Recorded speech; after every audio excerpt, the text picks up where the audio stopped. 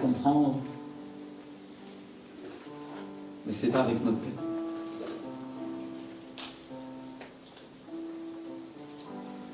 C'est pas avec notre tête. Alléluia. Cette semaine, je lisais le livre de Cantiques des Cantiques. Qu'est-ce qu'il y a déjà lu, Cantiques des Cantiques? Alléluia. Je lisais au chapitre 6 qui nous parle de la tsunamite. Et la tsunamite, c'est une image de l'Église. C'est quoi l'Église? Alléluia. Et dans ce passage au verset 13, David il nous dit: que verrez-vous en la tsunamite? On trouve ça dans la version Reina Valera en espagnol. Il y a très peu de versions françaises qui ont choisi de traduire ce verset. Mais les anglaises et les espagnols, oui. Il dit: que verrez-vous en la tsunamite? Quelque chose comme la réunion de deux camps. Dites avec moi, la réunion de deux camps. En espagnol, il dit: que veréis en la tsunamite algo como la reunión de dos campamentos.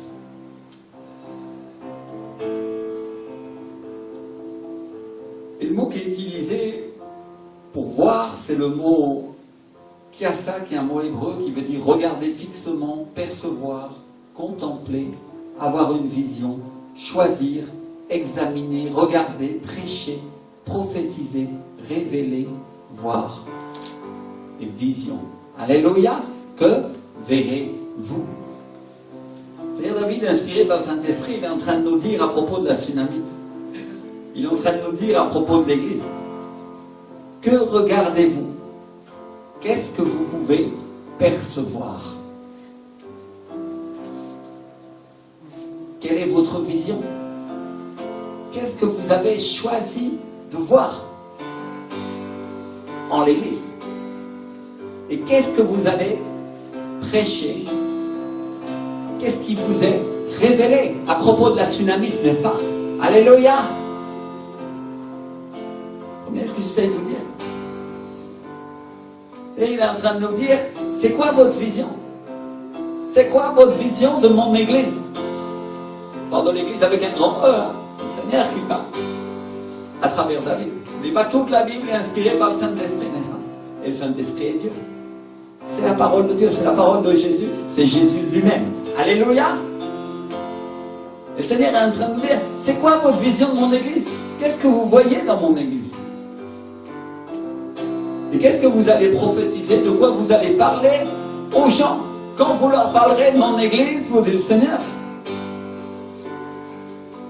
Alors, si on regarde le mot qui est utilisé pour réunion, il dit c'est comme la réunion de deux camps. Le mot utilisé pour réunion, c'est le mot mashkame. C'est un mot hébreu qui veut dire campement, comme un campement de voyageurs ou un campement de troupes. Et c'est un mot qui veut dire aussi armée au sens propre.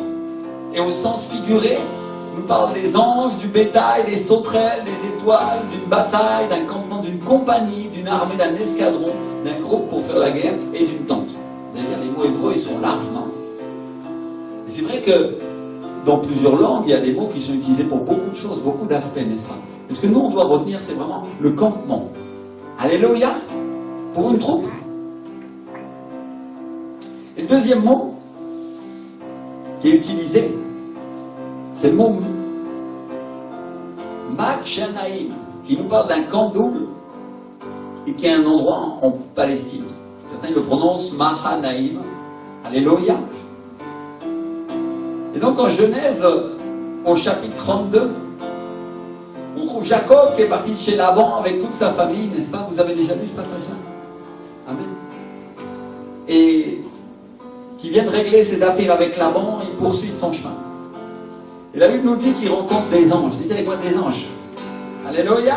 Ou plutôt, ce sont des anges qui sortent et qui viennent à sa rencontre.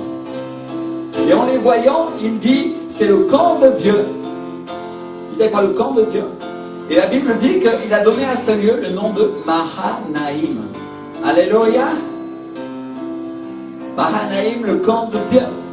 On parle d'un camp double, on parle de deux camps. Fermez un petit peu, s'il y a un petit peu de bruit dehors.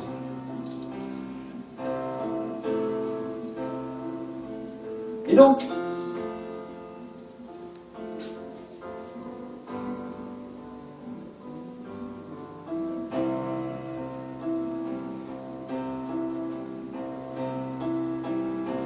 Jacob envoie des messagers à son frère Ésaü pour lui dire qu'il arrive après ça. Parce qu'il arrive, il voit des anges venir et il trouve que ça c'est un endroit qu'il va appeler Mahanaïm. Parce qu'il y a deux camps. Vous savez qu'il y a deux camps. Et donc il envoie des messagers à son frère Ésaü pour lui dire qu'il arrive. Et il les envoie avec un message de grâce parce que la dernière fois qu'il l'a vu, son frère, celui-là, il menaçait de le tuer. Parce qu'il lui avait piqué son héritage, si vous avez lu l'histoire un petit peu. Il avait pris la bénédiction de son frère, il avait pris le droit d'aînesse. Et donc maintenant qu'il rentrait chez lui, il se demandait comment son frère allait l'accueillir. Et s'il allait l'accueillir favorablement. Et donc les messagers qu'il envoie auprès de son frère reviennent auprès de lui et lui disent on vient d'aller vers ton frère Ésaü et il marche à ta rencontre avec 400 hommes. Et là, Ésaü, il change de couleur. 400 hommes. Ésaü, pardon, Jacob, il change de couleur et la Bible nous dit qu'il est rempli d'angoisse. Et il est très effrayé à cause de son frère Ésaü. Alors, lui aussi, il sépare les biens et les gens qu'il a avec lui en deux camps. Parce qu'il se dit, si Ésaü vient contre un des camps et qu'il le bat, le camp qui reste pourra se sauver. On trouve ça en Genèse 32, verset 8. Deux camps. Dites avec moi, deux camps. Alors, je ne sais pas si à ce moment-là, il veut faire comme Dieu, si Jacob veut faire comme Dieu, s'il pense que c'est la bonne manière. Mais ce qu'on peut voir à ce moment, quand on lit les Écritures, c'est qu'il agit plutôt sous la crainte, non? Et des fois, on agit sous la crainte en pensant qu'on va faire comme Dieu, parce que c'est une question d'apparence, non? L'apparence de ce qu'on voit, parce qu'après tout, il y a deux camps. Parce qu'il vient de croiser les anges, et il dit là, il y a deux camps. Dis avec moi, deux camps. Alors pourquoi on ne va pas faire comme ça? Ça doit être de Dieu, non? Et ça, c'est l'interprétation humaine de la vision. Dis avec moi, humaine. L'interprétation humaine des choses de Dieu, l'interprétation humaine des choses que Dieu veut nous montrer. Et des fois, on est comme ça, on est comme Jacob. On voit l'Église comme une division. C'est avec moi une division. On voit comme une séparation de deux camps. Et il y a des versets qui nous appuient parce que Jésus, il dit, je ne suis pas venu apporter la paix, mais l'épée. On trouve Matthieu 10, 34 à 36. Mais je suis venu mettre la division entre l'homme et son père, entre la fille et sa mère, entre la belle-fille et sa belle-mère. Et l'homme aura pour ennemi des gens de sa maison. Vous avez déjà lu ces versets-là, n'est-ce pas? Alors on dit, ah, il y a une division, non? C'est une réalité de l'Église. Il y a une division entre la chair et l'esprit. Il y a une division entre ceux qui sont d'accord avec Jésus et ceux qui ne sont pas d'accord. Et quand on y réfléchit, ce n'est pas la première fois qu'il sépare sa famille, Jacob. Parce que quand il est né, Jacob aussi il sépare sa famille en deux camps. Un qui sert Dieu et un qui s'occupe de sa propre vie. Et il le fait sans le vouloir parce que il le fait à cause des circonstances qui se produisent quand il y a une personne qui décide de chercher Dieu et l'autre qui décide de ne pas le servir, n'est-ce pas? Ça amène une division. Dites-moi, division. Et on trouve Isaac, le papa d'Ésaü, qui prend parti pour lui parce qu'il aime la chasse, alors il aime le gibier qu'Ésaü lui ramène. Ça, tu vas dire, normalement Isaac, il doit être spirituel. Ouais, mais finalement pas tant que ça, non? Et on voit la mère de Jacob qui prend parti pour lui et qui aide Jacob à prendre la bénédiction de son frère. C'est elle qui lui donne des conseils, elle lui met de la fourrure de chèvre pour qu'il soit poilu comme son frère quand il va voir son père. Sa mère l'aide à tromper son mari, son papa. Et le résultat, c'est une rupture, une séparation dans la famille. Parce que Ésaü est fâché, et il veut tuer Jacob, et Jacob est obligé de s'enfuir. Et pourquoi? Parce que ça, c'est une loi biblique. La chair et l'esprit sont opposés, et ils sont ennemis. Dites-moi, ils sont ennemis. Celui qui agit selon la chair et celui qui agit selon l'esprit, ils ne vont pas être amis, ça c'est sûr. C'est une loi de la parole de Dieu. Et la Bible nous dit aussi que Dieu a aimé Jacob et qu'il a détesté Ésaü. Dieu aime celui qui agit dans l'esprit et déteste celui qui agit dans la chair. C'est toujours valable, y compris dans l'Église. Dieu déteste les chrétiens tièdes qui agissent selon leur chair. La Bible dit, il vomira de sa bouche. Et il aime les chrétiens qui sont engagés, qui sont des gens de l'esprit, qui sont bouillants. Dit la parole de Dieu, n'est-ce pas? Et ça cause une séparation dans la famille de Dieu. Jacob, il vit exactement la même chose. Il préfigure des années à l'avance ce qui va se passer, ce qui devait se passer dans les temps à venir. Il préfigure quelque chose de l'Église. Alors il y a certains chrétiens qui s'accommodent de cette séparation, ils se disent c'est bon, c'est à chacun de voir, et ils continuent leur chemin avec Dieu. Mais ils oublient la suite de l'histoire. Parce que suite à cette décision, Jacob commence à s'adresser à Dieu. Dites avec moi, il commence à parler avec Dieu. Amen. Et il commence à clamer à Dieu, d'abord parce qu'il craint pour sa vie, et parce qu'il craint pour la vie de sa famille. Et il clame à Dieu, et il commence à dire, Seigneur, aide-moi et délivre-moi de la main d'Ésaü.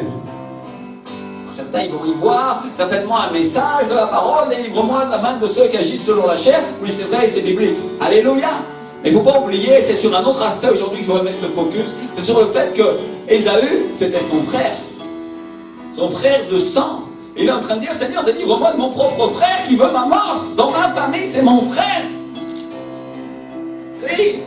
Oui, il y a un enseignement spirituel, mais il y a aussi un enseignement spirituel dans la famille. Alléluia.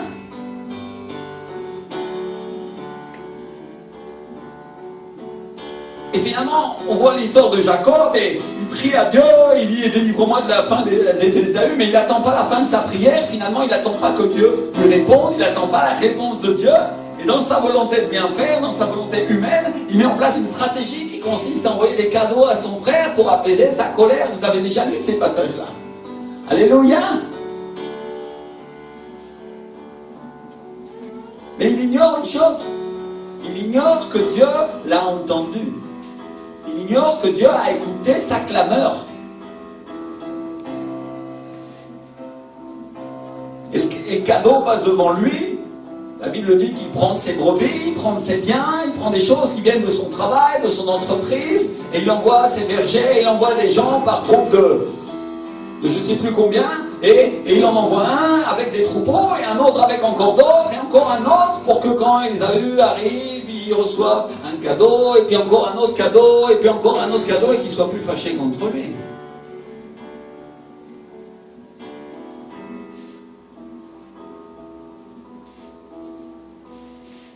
Et le cadeau passe devant lui, séparé en plusieurs parties, et il le regarde partir. Et il dit, bon, mais quand même au cas où, je vais mettre ma famille à l'abri. Je vais mettre mes femmes, je vais mettre mes enfants, comme ça, au cas où, non? Au cas où ça ne marche pas, le coup des cadeaux. Alors il les fait traverser le Jourdain, non? Vous savez, il y a toujours une solution de rechange, une solution humaine dans laquelle on va basculer. On a toujours quelque chose au cas où Dieu, nos fajaria, comment dirais-je, comment je traduirais ça? Je le dis mal en espagnol en plus. Et au cas où il ne ferait pas, où il raterait ce qu'il nous a promis, il a promis de faire content. C'est-à-dire, Jacob, pardon, il n'est pas vraiment appuyé sur Dieu dans cet instant-là, quand même. Vous voyez ce que j'essaye de dire? Il emploie sa sagesse, il emploie des choses qui sont bibliques ou pseudo-bibliques ou apparemment bibliques pour obtenir des choses, mais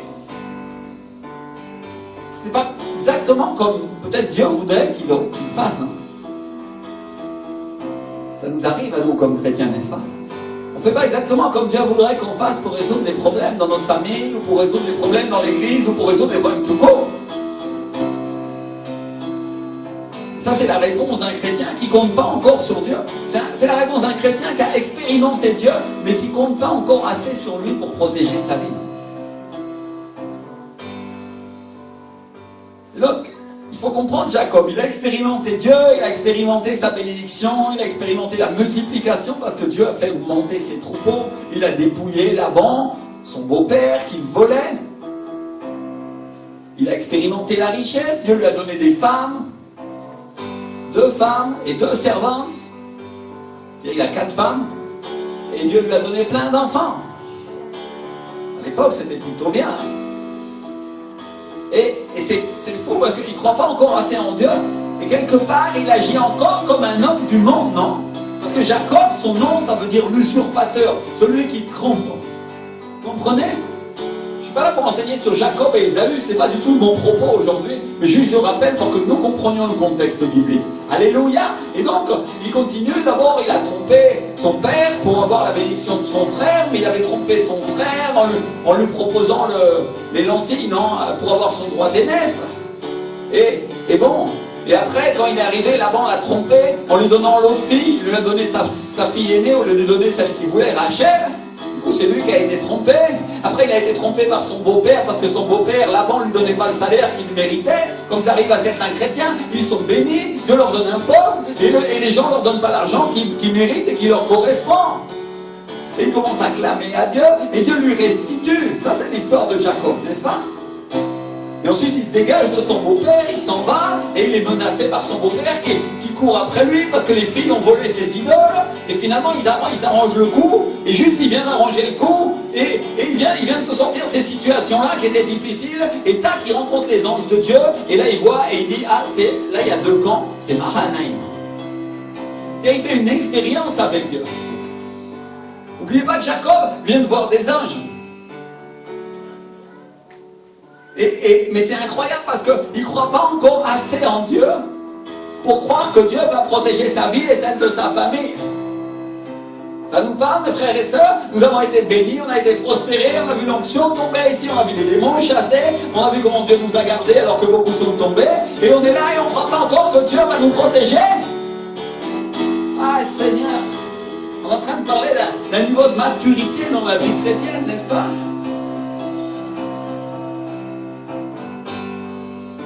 Et la nuit tombe, c'est la nuit qui symbolise les problèmes, les difficultés de la vie. Et il a une rencontre avec Dieu. Dites-moi, une rencontre avec Dieu. Il rencontre l'ange de l'Éternel, il rencontre Jésus. Et la Bible dit qu'il se bat avec lui jusqu'au matin.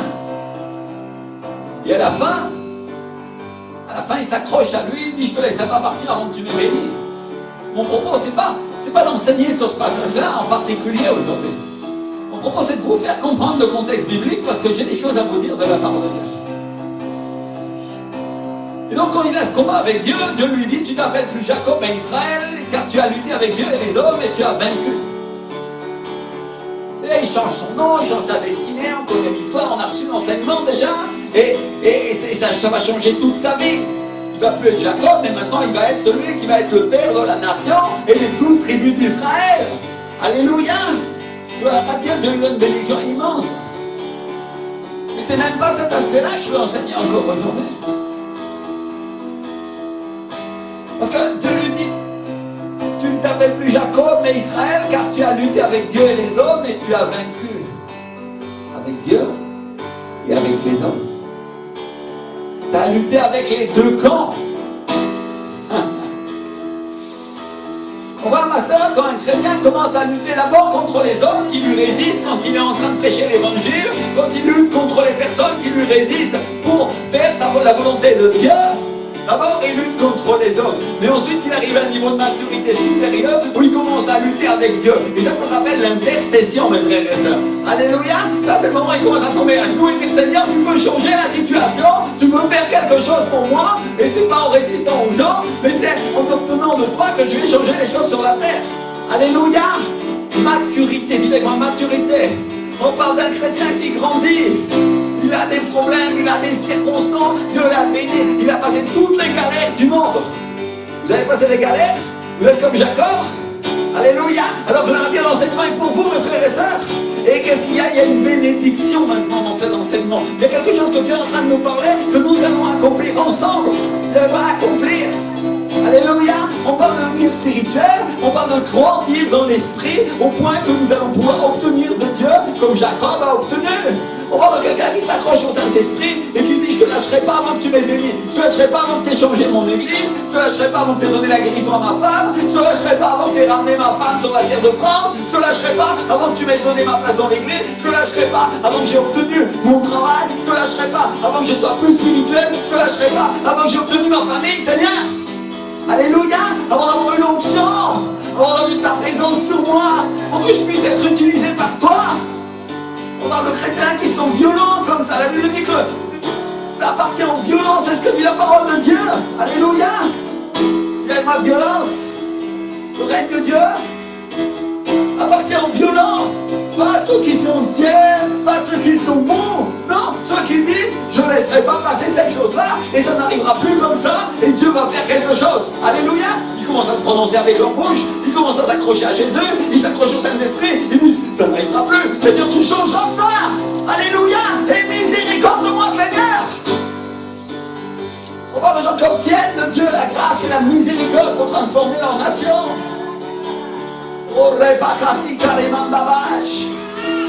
Merci Seigneur. Et donc jusqu'à ce moment-là, la famille était divisée. Mais on assiste là à un changement dans la vie de Jacob. Il n'y avait pas un changement. Parce que, à partir de ce moment où il a ce combat avec Jésus, quand il a ce combat avec l'ange de l'Éternel, il obtient aussi la réconciliation avec son frère. Alléluia. Vous comprenez ce que je suis en train d'essayer de dire aujourd'hui? Que nous avons gagné beaucoup de choses et Dieu a amené la division et la séparation à cause des choses de l'esprit. Mais il y a un temps pour obtenir la restitution et la restauration de la famille. Alléluia. Et ça demande un degré de maturité supplémentaire plus grand. Alléluia. Je me mets à intercéder à genoux et à dire Seigneur, change ces choses-là. Et il obtient la bénédiction pour lui. Jacob, il est là cool, je m'appelle plus Jacob, je m'appelle Israël, alléluia. Je vais avoir 12 tribus, Dieu va me bénir. Je suis devenu quelqu'un d'important maintenant dans le royaume de Dieu. Alléluia, il a obtenu ça. Mais en plus de ça, il obtient la réconciliation avec Ésaü. N'oublie pas qu'Ésaü, c'est l'ennemi juré des choses de l'esprit. Mais c'est son frère. Et Dieu lui amène la restitution, la restauration de la relation avec son frère. Alléluia. Bon, ça ne veut pas dire qu'Ésaü il fera bien dans l'avenir, non, ça c'est un autre problème. Mais il obtient ça de la part de Dieu. Il obtient un changement. Combien ont lu dans l'Évangile, dans le Nouveau Testament, que toutes les familles étaient sauvées et toutes les familles venaient à l'église? Vous l'avez lu, mes frères et sœurs? Alléluia. Combien savent que toute la famille du geôlier a été sauvée quand les apôtres étaient dans la prison? Alléluia. Mes frères et sœurs, je voudrais vous dire, dans mon église à Bogota, les familles entières viennent. D'abord, il vient la femme, il vient le mari, il vient l'un des deux. Et après, il commence à venir les enfants, il commence à venir les oncles et les neveux, parce que Dieu commence à restaurer, à restituer. Alléluia. C'est une promesse, c'est une bénédiction. Merci Seigneur.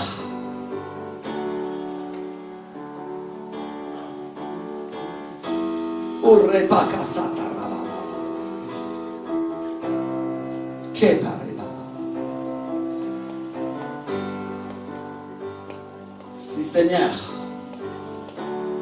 écoute bien ce que je vais te dire aujourd'hui. Parce que ce que le Seigneur m'a dit de vous dire, et il me dit de vous le dire avant, ce que Dieu annonce, c'est la réconciliation des familles. Alléluia. Il y a une réconciliation qui vient dans les familles, vous dites le Seigneur. Il y a des fils qui étaient éloignés, et des pères qui vont revenir à Dieu. Et des filles qui étaient éloignées et qui maintenant vont dire je reviens et je m'approche de Dieu. Il y a un changement et il y a une transformation dans ta famille qui est en train de se passer, que tu vas obtenir à travers le Père. Alléluia. Merci Seigneur.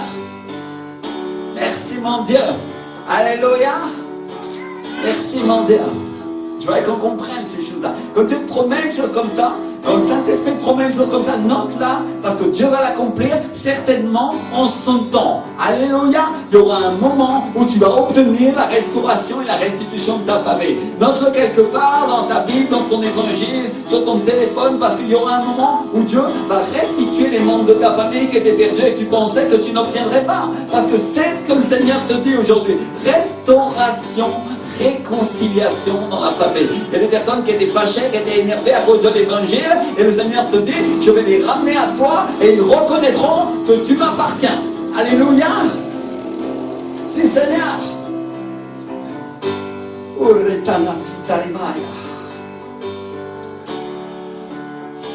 Merci mon Dieu. Alors moi j'essayais de comprendre ces choses-là quand je lisais ça, parce que cette parole m'interpellait beaucoup. J'essayais de comprendre ce que les deux camps voulaient dire.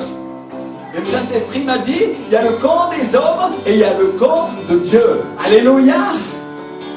Alors je ne sais pas si vous comprenez. D'un côté il y a le camp des hommes, de ceux qui agissent selon des règles humaines, et de l'autre il y a le camp de Dieu, de ceux qui agissent comme lui. Alléluia. De ceux qui agissent par l'Esprit. Quand Jacob se bat avec Dieu, quand il se bat pour obtenir la bénédiction, quand il s'accroche à lui pour dire je ne te lâcherai pas avant que tu m'aies béni, il est passé dans le camp de Dieu. Alléluia. Vous comprenez ce que j'essaye de dire? À ce moment-là, il n'était plus dans le camp des hommes, il est rentré dans le camp de Dieu. Alléluia. Il est devenu un avec lui, un en esprit, et il a commencé à obtenir des choses. Mon frère, ma soeur, le Saint-Esprit veut une seule chose avec toi. Il veut que tu deviennes un en esprit avec lui pour obtenir des choses quand tu pries le Père au nom de Jésus de Nazareth. Alléluia. Il veut qu'il a ça soit arrête d'être intellectuel et il veut que ça devienne spirituel. Il veut que ça devienne puissant.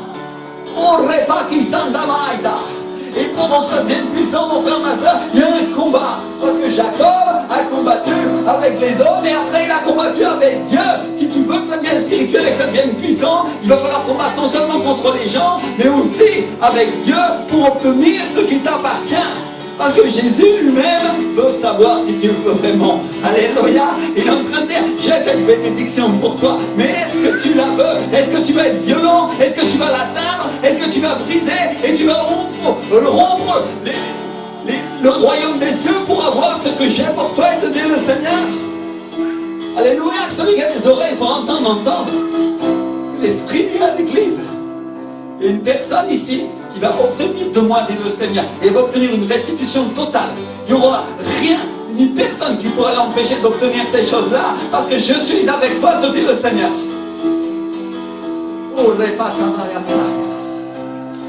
Seigneur, nous t'exaltons et nous glorifions ton nom. Merci Seigneur.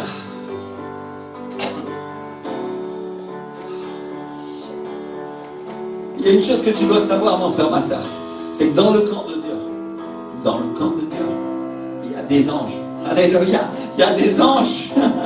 Parce que Jacob, il voit des anges.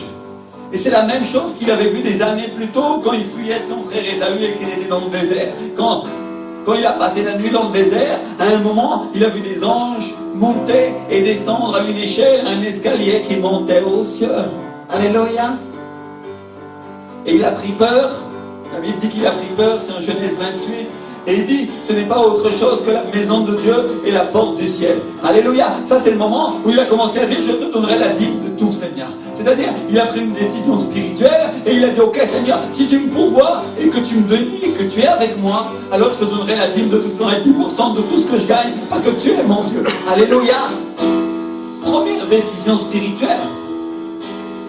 Ça, c'est la première décision spirituelle d'un chrétien qui fait un acte de foi et qui dit à partir de maintenant, Seigneur, mon salaire, il y a une partie pour toi, c'est 10%, parce que je t'appartiens et tu me bénis. Et je sais que ça, c'est une alliance entre toi et moi. Alléluia. C'est-à-dire qu'il fait un acte matériel pour obtenir un résultat spirituel, invisible, qui va devenir visible. Amen. Et après avoir fait ça, il expérimente la bénédiction. C'est quoi la bénédiction? C'est là, après ça, que Jacob commence à obtenir ses épouses, qui commence à obtenir. Mais bon, comme il ne fait pas toujours tout bien, bon bah, ça lui sort comme ça lui sort.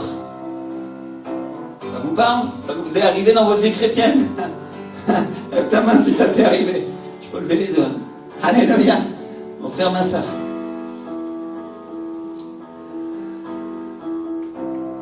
Et qu'est-ce qu'il a vu dans le désert, Jacob? Il a vu quoi? Des anges.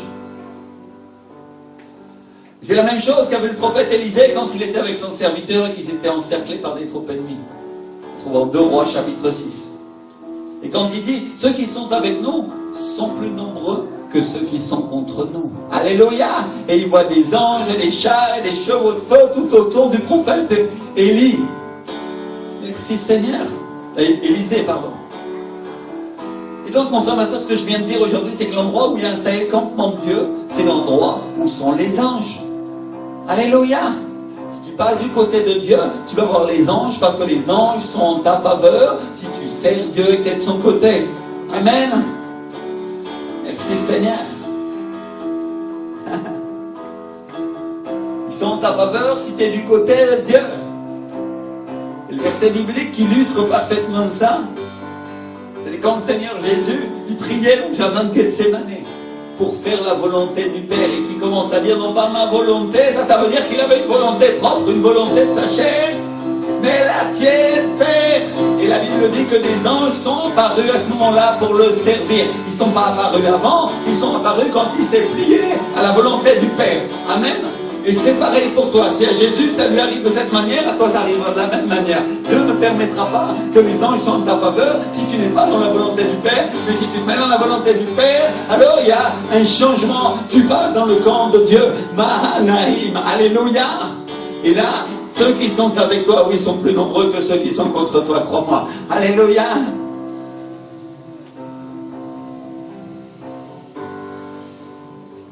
Donc il y a deux camps, dites avec moi deux camps.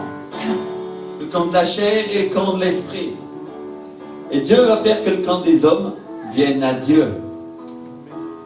Pourquoi? Parce qu'à la fin il dit, dans les derniers temps, je déverserai de mon esprit sur toute chair. C'est le livre du prophète Joël. Alléluia. Et nous sommes dans ces derniers temps, mes frères et sœurs. Ça veut dire qu'il y a un moment où Dieu va changer la donne et il va faire que le camp des hommes passe dans le camp de Dieu. Amen. C'est-à-dire Dieu est en train de te dire, ils deviendront de l'esprit, ils deviendront des hommes et des femmes de Dieu. Tous ceux que tu vois bouger en dehors de ma présence, et dit le Seigneur, y compris dans l'église. Parce que peut-être tu es dans l'église, mais en fait tu es un pied dans le camp de Dieu, tu es comme Jacob, et puis un pied dans le camp du diable. Non, un pied dans le camp des hommes. Et Dieu est en train de te dire, mets les deux pieds dans mon camp. Alléluia. Mets les deux pieds dans mon camp. Mets-toi tout ton appui, toute ta force dans mon esprit. Je suis avec toi, et te dit le Seigneur. Alléluia. Donc David, des milliers d'années d'avant, il a une parole de Dieu pour l'église. Il a une parole de Dieu pour l'église. Et il dit, qu'est-ce que vous allez voir en l'église? Que verrez-vous en l'église? Que verrez-vous en la Sunamite? Quelque chose comme la réunion de deux camps. Alléluia. C'est aujourd'hui, Dieu est en train de te dire, le Saint-Esprit est en train de te dire, mon église, c'est la réconciliation des deux camps. Mon église, c'est la réconciliation de ceux qui sont avec Dieu, avec ceux qui ne sont pas avec Dieu. Alléluia.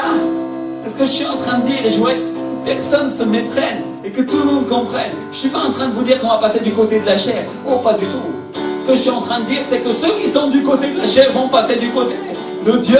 Alléluia. Ceux qui étaient dans le monde vont commencer à rentrer dans l'église. Ceux qui étaient tièdes dans l'église vont commencer à devenir bouillants à cause du Saint-Esprit. À cause du Saint-Esprit, vous dites le Seigneur. Alléluia. Oh non, ça ne viendra pas seulement de toi. Ça viendra de Dieu qui tombera sur toi et qui donnera la force de le faire. Parce que l'église, la Sunamite, c'est la réconciliation des deux camps à travers Jésus-Christ. Alléluia. L'église, c'est la réconciliation du camp de Dieu avec le camp du monde à travers Jésus. Pour faire simple et pour faire plus court et parler de quelque chose qui t'est plus familier, que tu as sûrement bien plus entendu et que tu connais mais que tu n'as pas forcément compris. L'église, c'est la réconciliation de Dieu à travers le monde, à travers Jésus. Alléluia. Ça te sonne plus commun, ça tu l'as plus l'habitude de l'entendre. C'est la même chose, mais il faut le comprendre en profondeur. Dis avec moi en profondeur. Ça veut dire que ceux de la chair vont devenir de l'esprit. Alléluia. Ça c'est comprendre en profondeur. Et c'est à ça que ça sert à venir à l'église, à se réconcilier avec lui. Combien ont invité des gens cette semaine? Lève ta main. Tu l'as pas fait? Tu l'as fait? Invite des gens. Alléluia. Ton problème c'est pas s'ils viennent ou s'ils viennent pas. Ton problème c'est de les inviter. Invite-les à la réconciliation. Des fois, nous les chrétiens, on veut les convaincre. On leur dit, on veut qu'ils soient sauvés tout de suite.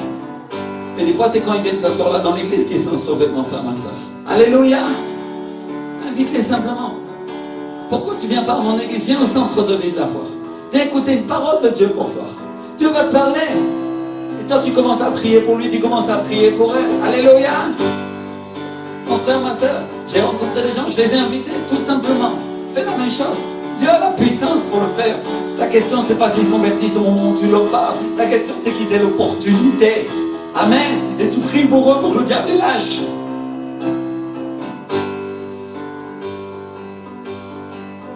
C'est Seigneur.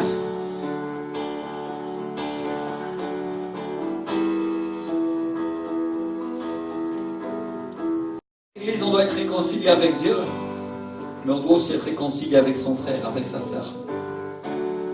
Et le pardon. Là, mon frère Pierre, vous parlez du pardon tout à l'heure. Le pardon dans l'Église est très important. Le pardon dans la famille est très important. Parce que ça a à voir avec la réconciliation. La réconciliation avec Dieu vient du fait d'obtenir le pardon de Dieu. Alléluia. Et n'oublie pas, si tu ne pardonnes pas à ton frère, alors tu ne seras pas pardonné, dit la parole de Dieu. C'est-à-dire, le diable veut, à travers le manque de pardon, que nous perdions notre pardon, que nous perdions notre réconciliation avec Dieu. C'est la manière dont il essaie de nous tromper. Merci Seigneur. Et quand j'écrivais ça, le Saint-Esprit m'a dit, dis-leur que je suis venu annoncer une réconciliation. Une réconciliation avec Dieu, une réconciliation dans l'Église et une réconciliation en dehors de l'Église. Alléluia. Et à nous, mes frères et sœurs, à l'Église. Qu'est-ce qui dit je suis l'Église? Si tu es un fils ou une fille de Dieu, tu es l'Église. Alléluia. À nous, mes frères et sœurs. Dieu nous a donné le ministère de quoi? De la réconciliation. Alléluia. À travers Jésus-Christ. Oh, ne pas, il ne nous a pas donné le ministère de la séparation ou de la division, non. Alors c'est à vous de choisir dans quel camp vous êtes.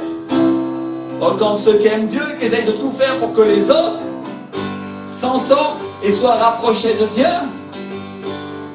Ou dans le camp de ceux qui condamnent et dans le camp de ceux qui critiquent Dieu.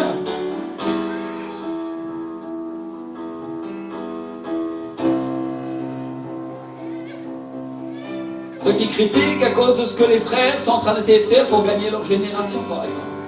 Dans cette église, la musique est trop moderne, le son est trop fort. Oh, vraiment, ce pasteur, t'es dans quel camp? Mon frère, ma soeur, t'es dans quel camp? Je parlais avec un pasteur cette semaine, un ami, et il disait, il y a des gens qui ont vraiment un venin pour venir tuer la foi et pour tuer l'onction. Et ils viennent te parler avant le culte, après le culte, et ils sont là, et il leur dit, mon frère, ma soeur, dis une parole positive. Dis une parole de foi au moins. Alléluia. Parce que sans l'onction, on ne peut rien faire. Si tu viens et tu tues cette onction, alors tu tues ta propre possibilité de vivre. Alléluia. Mes frères et sœurs, l'Église doit protéger l'onction de ses pasteurs. Elle doit prier pour ça. Et Dieu te demande d'avoir des paroles de foi. Oh, bien sûr, tu as le droit de savoir et de poser des questions, mais c'est pour dire une parole négative. Alors à quoi ça sert, quoi? Vous comprenez ce que j'essaie de dire? Le but, c'est que nous soyons édifiés, nous soyons restaurés, nous allions plus loin.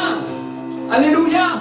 Et donc, combien d'églises, j'ai vu des chrétiens tiers qui venaient, disaient, oh pasteur, ça ne se passera pas comme ça, comme tu l'as dit. Le Saint-Esprit vient de parler, il vient de prophétiser, et la première chose qu'il dit, c'est une parole de la chair pour dire que ça n'arrivera pas. Enfin, ma soeur, le diable, il cherche une bouche pour parler. La question, s'il trouve la tienne ou il trouve celle de quelqu'un d'autre. Et tu sais la différence entre la bouche d'un chrétien et la bouche d'un inconverti? La tienne, elle a de la puissance. Voilà. Alors que ta bouche soit utilisée pour dire des bonnes choses. Alléluia. Qu'elles soient utilisées pour bénir et pas pour maudire, dire la parole de Dieu. Ta propre vie, mais aussi celle des autres. Il y a combien plus forte raison ton église et ton pasteur? Parce que c'est là que Dieu t'a appelé pour que tu grandisses. Alléluia. Dieu nous a appelés à être romains avec les romains et grecs avec les grecs. C'est-à-dire à faire des choses qui sont en apparence semblables aux choses du monde pour que nous puissions les gagner. Alléluia. Il n'a pas dit de faire les choses du monde. Il a dit de faire des choses qui sont en apparence semblables. C'est pas la même chose. Les Romains avaient des coutumes et quand il était avec les Romains, l'apôtre Paul agissait comme les Romains. Il leur prêchait l'évangile. Alléluia. Quand il était avec les Grecs, il n'agissait pas comme un Hébreu parce que c'est pas leur culture. Ils n'auraient pas compris. Alors il a agi comme les Grecs pour gagner les Grecs. Alléluia. Alors il est allé sur les places publiques et il a commencé à discuter avec eux. Et n'importe quel religieux ici, il aurait commencé à dire, c'est l'apôtre Paul, c'est pas un chrétien, c'est pas un pasteur comme il faut, parce qu'il est en train de prêcher et il est en train de discuter avec les types qui parlent de philosophie. Ceux-là, ils auraient crucifié Pierre. Vous comprenez ce que j'essaie de dire? Tout dépend de l'objectif que tu poursuis. Tout dépend si tu le fais dans l'esprit ou si tu le fais dans la chair. Alléluia. Et l'apôtre Paul, il prenait ses risques parce qu'ils ont voulu le tuer aussi pour ça. Vous comprenez ce que j'essaie de dire? Alors s'il faut aller dans les cafés pour parler aux jeunes, à condition de ne pas se saouler, on ira dans les cafés. Quel problème? T'as peur d'être vu dans un café? Tu peux aller dans un café, tu n'es pas obligé de boire du whisky. Tu peux boire du Coca-Cola, il n'y a pas de problème. C'est pas interdit par la parole. Alléluia. Merci Seigneur. J'ai toujours cet exemple du pasteur du Guatemala, qui est une église immense, pasteur Cash Luna, qu'on allait voir à Madrid l'année dernière, qui est un homme de Dieu super. Et il dit, j'ai des amis du monde, c'est-à-dire je les évangélise. Et des fois, il va dans les cafés avec eux et il sent la cigarette parce qu'il discute avec eux. Il a une discussion, non? Et il dit, quand je reviens à l'église et que mes vêtements, ils sentent la cigarette, il dit, je choisis le frère le plus religieux de l'église et je l'embrasse comme ça et je le serre contre moi jusqu'à ce qu'il sente la cigarette et je lui dis, ça sent quoi? Ça sent l'évangélisation, non? Alléluia. Alors ma frère et sœur, je viens vous dire ça aujourd'hui pour une bonne raison. Parce que nous allons faire des choses qui peut-être vont sembler particulières ou vont sembler étonnantes à certains, mais nous allons gagner des âmes. Alléluia. On va faire ce qu'il faut pour qu'ils soient sauvés. Amen. Gloire à Dieu. Il faut chanter du rap ici, mais je chantera du rap, il n'y a pas de problème. Vous avez de la chance, je ne chante pas de rap alors. Mais s'il faut, il n'y a pas de problème. Aucun souci, à condition que ce soit dans l'esprit. Alléluia. Parce que la question, mon frère, ma soeur, c'est s'il y a l'onction, s'il y a la présence de Dieu, alors on a tout gagné. S'il y a autre chose, alors on a tout perdu, parce que ça ne sert à rien. Donc dans l'église, il y a deux camps aussi. Il y a ceux qui croient qu'ils sont élus et qu'ils ont reçu le pouvoir de juger les autres, et les autres qui pensent qu'ils sont là pour les sauver. Ce pas les mêmes camps. Oh oui, on va juger les anges. Et on a reçu le pouvoir de juger ce qui est bien et ce qui est mal. Ce que nous dit la parole, n'est-ce pas? À condition que nous le fassions par le Saint-Esprit. Alléluia. Je vous fais entendre, je vous fais comprendre. Mais il y a aussi une chose qu'on doit comprendre, quelque chose que la Bible nous dit clairement dans le livre d'Ecclésiaste, c'est qu'il y a un temps pour juger, et il y a un temps pour juger ce qui est mal, et un temps pour faire grâce. La Bible nous dit qu'il y a un temps pour tout. Alléluia. Un temps pour chaque chose sous le soleil. Donc un temps pour juger ce qui est mal, et un temps pour faire grâce, un temps pour sauver. Et nous dit aussi la Bible que seuls ceux qui sont conduits par l'Esprit sont fils de Dieu. Ça veut dire que ceux qui veulent sauver tout le temps à tout prix en faisant grâce, même à ceux à qui Dieu ne fait pas grâce. Vous m'avez vu des comme ça? Moi j'en ai vu. Moi. Oh pasteur, tous sont gentils, les hommes sont bons, mais alors pourquoi tu veux les sauver puisqu'ils sont bons? Mon frère, ma soeur, quand l'humanisme est dans l'église, c'est un démon. Non. Il y en a qui prétendent sauver même ceux que Dieu ne veut pas sauver. Et puis il y a d'autres qui veulent juger tout le monde, tout le temps, et tout le monde est condamné. Et non, c'est ni l'un ni l'autre. Ces deux-là font partie du même camp, et c'est pas le camp de Dieu, croyez-moi. Et le seul qui peut te donner le temps pour savoir quand il faut juger et condamner, et pour savoir quand il faut faire grâce et faire miséricorde, c'est le Saint-Esprit, mon frère, ma soeur. Sinon Ananias et Saphira ne seraient pas tombés morts au pied de Pierre, et d'autres n'auraient pas été sauvés. Un temps pour tout, un temps pour chaque chose, dit la parole de Dieu. Qui mieux que le Saint-Esprit peut nous dire qui sauvait et qui condamnait. Alléluia. Oui, tu jugeras des choses, mais il y a d'autres choses sur lesquelles tu feras grâce aussi. Alléluia. Peut-être dans ta nature humaine, charnelle, tu aurais voulu juger ces choses-là et Dieu te dit non, parce que c'est pas le moment, parce que celui-là c'est un fils de Dieu, et quand il va grandir, il va abandonner ces choses, et miséricorde de lui.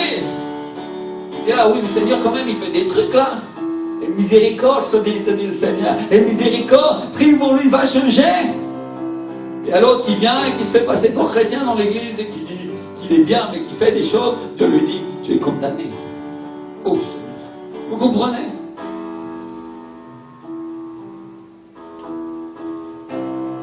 Et donc, la question c'est dans quel camp nous sommes?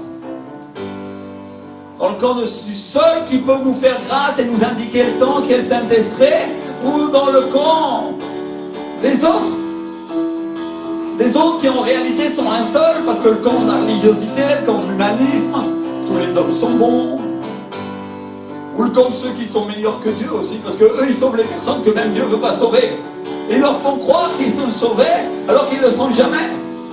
Parce que Dieu leur a pas donné la capacité de leur cœur de se repentir. Et ils les mettent, ils en font des sectes, ou des noms, des témoins de Jéhovah, des mormons, des religieux comme ça, et leur disent vous êtes des chrétiens. Suivez les règles qu'on vous donne et vous serez des chrétiens. Et Dieu dit non, ça c'est pas le salut.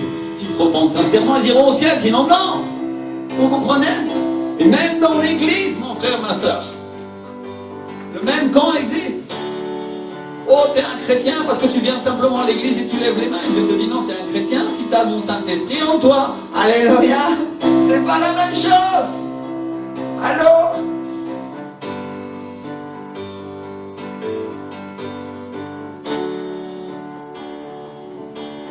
Et tout ça, c'est le camp de l'homme, c'est le camp de la volonté humaine.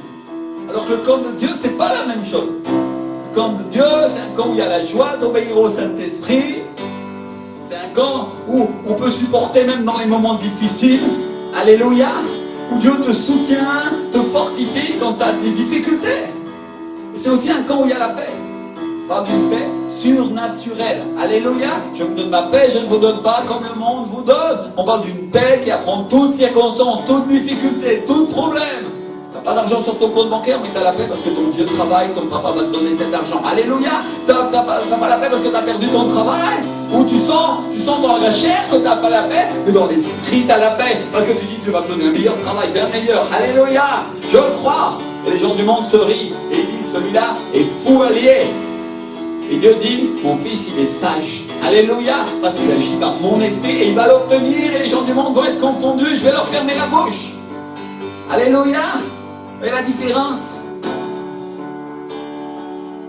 on parle d'un camp où il y a une joie indicible. Et on parle d'un... Parce que les gens font la volonté de Dieu. Et on parle d'un camp où les anges de Dieu se mettent en ta faveur parce que tu es passé dans le camp de Dieu. Alléluia. Les anges sont pour toi. Si Seigneur.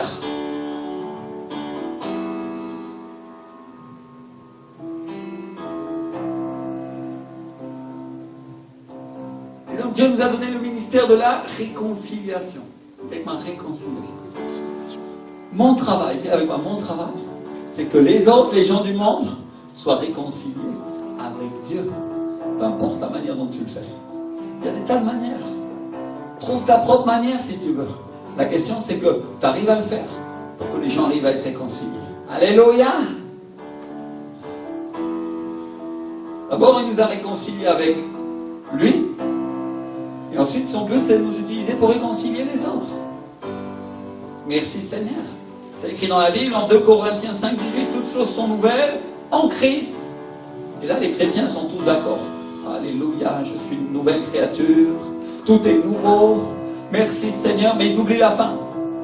Parce qu'à la fin, l'apôtre Paul, il dit, et tout cela vient de Dieu qui nous a réconciliés avec lui par Christ et qui nous a donné le ministère de la réconciliation. Alléluia. Alors pourquoi ils sont en train de diviser eux? Pourquoi ils sont en train de condamner puisqu'ils devraient réconcilier? Alléluia. Car Dieu était en Christ réconciliant le monde avec lui-même en n'imputant point aux hommes leurs offenses. Dis avec moi, ça c'est une histoire de pardon. Dis à ton frère, à ta soeur, ça c'est une histoire de pardon. Si tu veux être capable de ne pas imputer aux hommes leur offense, il faut que leur offense ne t'atteigne pas non plus. Parce qu'ils passent leur temps à offenser les autres. Oh Seigneur, ça veut dire que j'apprenne à pardonner vachement. Même à mes ennemis. Alléluia. Certains disent, oh moi j'ai pas d'ennemis. Bien sûr que si tu as des ennemis. Des fois tu les connais pas, c'est tout. Et quand tu commences à les connaître, c'est là que tu te rends compte et tu dis, Seigneur, non, j'aurais jamais voulu en avoir. Et Dieu te dit, mais oui, mais si. Nous faisons donc les fonctions d'ambassadeurs pour Christ, dit l'apôtre Paul. Ambassadeur pour Christ. Réconciliation. Alléluia. On parle d'une capacité à rapprocher les hommes de Dieu, pas d'une capacité à les éloigner. Pauvre pécheur, tu seras toujours condamné, mécréant. C'est le mystère de la réconciliation. Où Jésus a payé le prix à la croix pour toi, il t'aime. Et si tu veux que tes péchés soient effacés, juste crois en lui et confesse son nom. Il t'aime, je vais prier pour toi. Pour que tu sois mon frère, pour que tu sois ma soeur, pour que tu le deviennes. Alléluia. C'est la même chose. Le mot qui est utilisé pour réconciliation, c'est le mot katalagé, qui est un mot grec qui veut dire changer, restauration avec la faveur de Dieu, et aussi réconciliation et réconcilier. Alléluia. Donc, si vous regardez ce que l'excellent dictionnaire Vinet nous dit à propos de ce mot, c'est-à-dire biblique, il dit qu'il s'agit d'un échange qui dénote une réconciliation, un changement en une des deux parties. C'est avec moi un changement.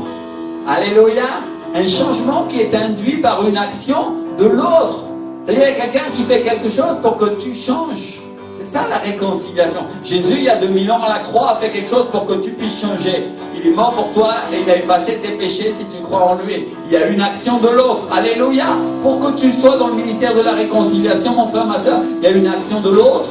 Il y a une action de toi, de t'approcher de la personne pour qu'il puisse entendre cette parole de réconciliation. Alléluia. Pas se réconcilier si tu ne parles pas. C'est logique, hein? Et le dictionnaire biblique nous dit que c'est un mot qu'on trouve dans le Nouveau Testament en parlant de la réconciliation des hommes avec Dieu au moyen de sa grâce et par l'amour de Christ. Dis avec moi, par l'amour de Christ. Alléluia. Il dit que c'est un terme qu'on trouve en 2 Corinthiens 5, 18 et 19 où le ministère de la réconciliation et la parole de réconciliation ne sont pas le ministère d'enseigner la doctrine d'expiation. On parle d'expiation, on parle d'expier pour ses péchés, on parle de se repentir. Ce n'est pas le même ministère. Il dit qu'il y a une différence très claire entre le fait d'enseigner la repentance et d'enseigner la réconciliation. Alléluia. Mon frère, ma soeur, la repentance va venir toute seule si tu enseignes la réconciliation. Ce sera une conséquence. Ce n'est pas à toi d'enseigner la repentance. C'est au Saint-Esprit. C'est lui qui va amener la personne à se repentir parce qu'il sera convaincu de péché, de justice et de jugement par l'Esprit de Dieu qui va venir vivre en lui. Alléluia. Et quand tu as cru, il a fallu que tu sois convaincu toi aussi. Et Dieu t'a donné une mesure de foi pour croire en lui. Seigneur Jésus, je t'accepte comme mon Seigneur et mon Sauveur. Je te demande pardon pour mes péchés. Et c'est vrai, tu t'es repenti de tes péchés comme ça parce qu'on t'a dit de faire la prière et c'est une bonne chose et il faut le faire. Mais la véritable repentance de tes péchés a commencé à venir après. Parce que le Saint-Esprit a commencé à te parler. Quand tu lisais la parole, tu as commencé à dire: ah oui, ça c'était un péché, j'aurais pas dû le faire. Pardonne-moi, Seigneur. Alléluia. Et après, l'erreur des chrétiens, c'est de vouloir le faire dans l'autre sens. On veut prêcher la repentance pour qu'ils soient réconciliés. Et Dieu te dit: prêche ta réconciliation pour qu'ils puissent se repentir. Hein? Allô? Vous m'avez entendu?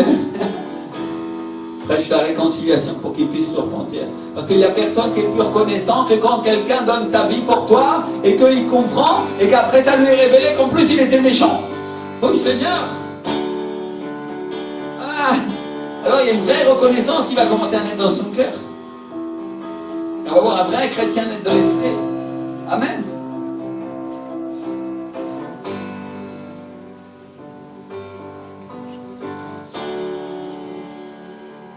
Et donc des milliers d'années avant, David a vu l'Église. Il y avait quoi? Il a vu l'Église.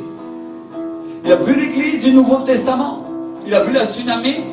Et à la fin de sa vie, le Saint-Esprit donne à David une parole prophétique qui dit: que verrez-vous en la Sunamite?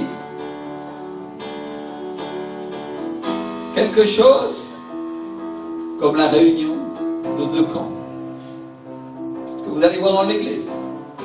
N'oubliez pas, c'est pas tous les adeptes de la béni oui là, tout le monde est gentil, alors nous allons agir comme les gens de la chair parce que on va être réconciliés. Enfin, ma soeur, t'es dans le camp du diable, repens-toi. Alléluia. Là oui, repens-toi. Non, c'est pas ce que Dieu dit. Dieu dit que ceux de la chair vont passer dans le camp de l'esprit. C'est pas la même chose. Alléluia. C'est bien clair. Et donc Dieu révèle l'Église à David. Il lui montre le ministère de Jésus. Et il lui montre l'Église dans sa vieillesse au travers d'une jeune femme qui partage sa vie. La Sunamite. Une jeune femme qui s'occupe de lui, mais une jeune femme avec laquelle il n'a pas de relation. Parce qu'il est trop vieux pour ça. La Bible dit que cette Tsunamite, il la met avec lui pour la servir, et elle couche contre lui pour le réchauffer quand il a froid, et elle le sert toute la journée, elle fait toutes ces choses-là. Mais en tout honneur et en toute sainteté, n'est-ce pas? Parce qu'elle n'est pas sa femme. Et au travers de cette jeune femme qui vient de Sunem, c'est pour ça qu'elle s'appelle la Tsunamite, Dieu donne un aperçu à David dans sa vieillesse de ce qu'est l'Église, du ministère de Jésus à travers l'Église. Alléluia. Parce que dans ce passage, David représente le Père et Salomon, son fils, représente Jésus, qui va épouser l'Église parce qu'elle est sa femme. Alléluia. Dis avec moi, c'est pas David qui épouse la Tsunamite. Pas David. Alléluia. Et rappelez-vous, l'Ancien Testament, c'est une image, c'est l'ombre des choses à venir. Donc Dieu révèle à David et nous révèle à nous ce que va être l'Église, pour qu'on soit comme elle et qu'on puisse la reconnaître. Et il lui révèle au travers d'un exemple pratique qui lui arrive. Une jeune femme qui passe son temps avec lui, qui passe son temps avec le Père, une jeune femme qui donne sa vie pour le servir. Alléluia. Une église qui couche contre toi pour te réchauffer quand tu as froid et quand tu es dans les difficultés parce que tu ne peux pas te réchauffer toi-même. Alléluia. Parce que tu es un chrétien froid et l'église couche contre toi, elle couche contre ton sein pour que tu deviennes un chrétien brûlant, un chrétien de l'esprit. Alléluia. Et elle est en train de prier, d'intercéder pour toi. Elle est cette jeune femme, elle est la Tsunamite. Seigneur, aie miséricorde de mon frère. Il ne comprend pas, il est dans la chair. Et Seigneur, amène-le dans l'esprit. Couche contre toi, te serre et te dit, réveille-toi, reprends vie. Alléluia. Image des choses à venir. Voilà l'église que le Seigneur cherche. Reprends vie. Une église qui te prend dans ses bras quand la nuit est froide et quand viennent les problèmes et les difficultés et qui prie pour toi. Une église qui donne sa vie avec compassion pour s'occuper de toi, pour te réconcilier avec Dieu. Alléluia. Est-ce que quelqu'un avait vu la Tsunamite comme ça un jour? Parce que moi je ne l'avais pas vu, je ne le savais pas avant que le Seigneur me le montre de cette manière. C'est l'église. Une jeune femme qui, malgré sa jeunesse, malgré le fait qu'elle n'a pas d'expérience, est une servante extraordinaire de Dieu. Une église qui est belle et qui est toujours joyeuse, toujours dans la joie, alors même qu'elle est persécutée, qu'elle a des difficultés, des problèmes. Alléluia. Est-ce que tu crois que cette jeune femme qui venait de Sunem, elle n'avait pas sa propre vie et sa famille? Est-ce que tu crois qu'elle n'avait pas ses difficultés? Et pourtant elle passait sa vie auprès du roi David pour le servir parce qu'il était le roi, il représentait le Père. Alléluia. Pour que tu comprennes ce qu'est l'église, mon frère, ma soeur. Alléluia. Alors ce matin, je suis venu te poser cette question-là. Est-ce que tu veux être cette église? Est-ce que tu veux être cette église qui va toujours avoir quelque chose à dire pour que tu sois restauré? Qui va toujours être là pour te servir? Qui va toujours avoir quelque chose à manger, à te donner? Quelque chose pour te vêtir? Avec des vêtements quand tu peux même pas te vêtir toi-même, des vêtements d'onction, des vêtements de louange au lieu d'un esprit abattu. Est-ce que tu veux être cette église? Que quand les gens arrivent avec la difficulté, avec les problèmes, ils sortent de là revêtus de l'esprit et avec la joie. Alléluia. Vous êtes cette église, c'est votre appel. Alors que tu peux même pas te lever, le roi David, il était hyper vieux, mon frère, ma soeur. Il était à la fin de sa vie. Et donc David, dans sa vieillesse, expérimente ce que c'est que d'être aidé par l'Église.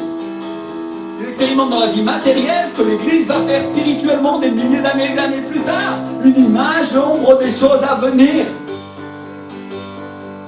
Il expérimente ce qu'elle va faire dans l'esprit. Et Salomon, son fils, en tombe amoureux de la Tsunamite. Et il écrit cantique des cantiques inspirés par le Saint-Esprit. L'histoire d'amour de Jésus et de l'Église. Alléluia. À travers cette jeune femme. Et il fait exécuter celui qui veut la prendre. Comme Dieu, mon frère, ma soeur. Comme Dieu. Parce que Dieu est amoureux de son Église. Et il va l'épouser. Mais il y a une chose que tu dois savoir, il ne va pas se tromper de camp. Il ne va pas prendre ceux qui n'appartiennent pas à ce camp-là, il va prendre ceux qui sont comme ça dans l'Église. Alléluia. C'est pour ça qu'il dit qu'un sera pris dans son lit et l'autre restera. C'est pour ça qu'il dit que deux hommes qui travaillent dans un champ ou dans une œuvre, dans l'œuvre de Dieu, un sera pris et l'autre sera laissé. Je ne suis pas venu t'apporter la condamnation. Je suis venu t'apporter un exemple pour que tu changes de camp aujourd'hui. Alléluia! Pour que tu reviennes de ta tiédeur et tu dis Seigneur, je veux être cette église. Alors lève-toi mon frère, ma soeur, et commence à prier, à intercéder pour ta vie. Dis-lui Seigneur, je veux être cette église. Je veux être cette église, Seigneur, que Salomon aimait, que Salomon était amoureux, Seigneur. Oh Rapakamaya Satarimandamayda. Oh Jésus, cette église de qui tu es amoureux, Seigneur Jésus. Oh Seigneur, fais de moi cette église, Saint-Esprit. Seigneur, si j'ai été dans la froideur, dans la tiédeur, pardonne-moi. Je veux être, Seigneur, cette église, mon Dieu. Je veux être celui qui va être pris pour aller au ciel. Oh mon Dieu.